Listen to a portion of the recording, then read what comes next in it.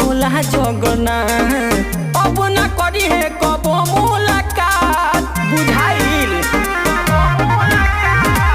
अपन हाथ होला जगन्नाथ अब नहीं करी है कबो मुलाकात कि तोरा पीछे कबो ना रहब परेशान।